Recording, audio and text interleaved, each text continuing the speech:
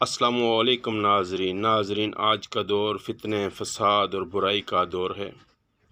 آج کے دور میں فتنے فساد سے بچنا بہت ہی مشکل ہے۔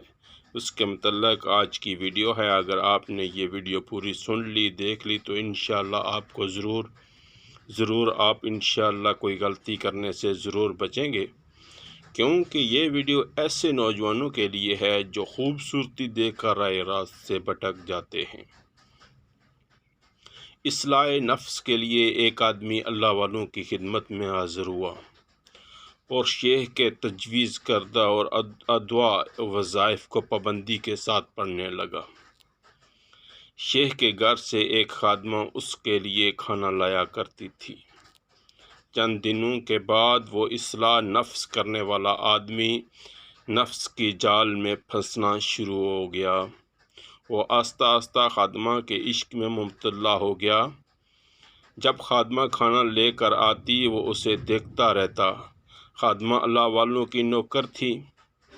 اس نے صاف صاف شیخ صاحب کو بتلا دیا کہ حضور آپ کا فلاں مرید میرے عشق میں مبتلا ہو گیا ہے، آپ اس کو اور ادعو وظائف سے کیا نفع ہوگا، پہلے اس کا یہ مسئلہ حل کریں۔ شیخ صاحب یہ سن کر خاموش ہو گئے اور اللہ عز و جل کی بارگاہ میں دعا کرنے لگے کہ الہی مجھے اس مسئلے کا حل عطا فرما۔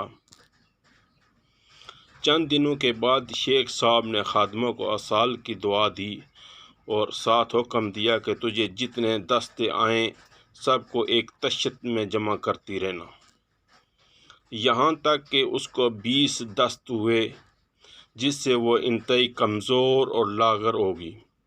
چہرہ پیلا ہو گیا، آنکھیں دھنس گئیں، رخسار اندر کو بیٹھ گئے۔ ایزے کی مریض کی طرح خادمہ کا چہرہ بھی مکروہ سا ہو گیا۔ طمع حسن جاتا رہا۔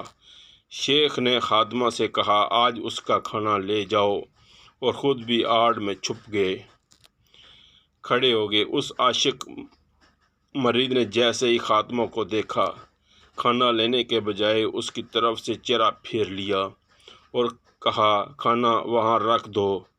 شیخ فوراً آڑ سے نکل آئے۔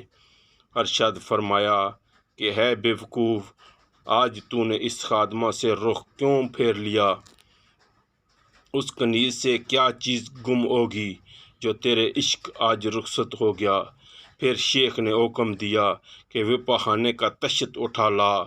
جب اس نے وہ تشت کے سامنے رکھ دیا تو شیخ نے مرید کو مخاطب کر کے ارشاد فرمایا کہ ہے بیوقوف، اس خادمہ کے جسم سے سوائے اتنی مقدار پاخانے کے اور کوئی چیز خارج نہیں ہوئی۔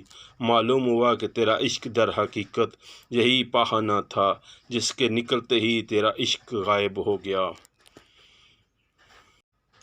انسان کو ہمیشہ اپنی سیرت کو بہتر کرنا چاہیے، نہ کہ صورت کو۔ جس کی سیرت اچھی ہوگی وہ ہمیشہ کامیاب ہوگا، اس دنیا میں بھی اور آخرت میں بھی۔ انشاءاللہ اپنی سیرت کو بہتر کریں، صورت کو بہتر کرنے سے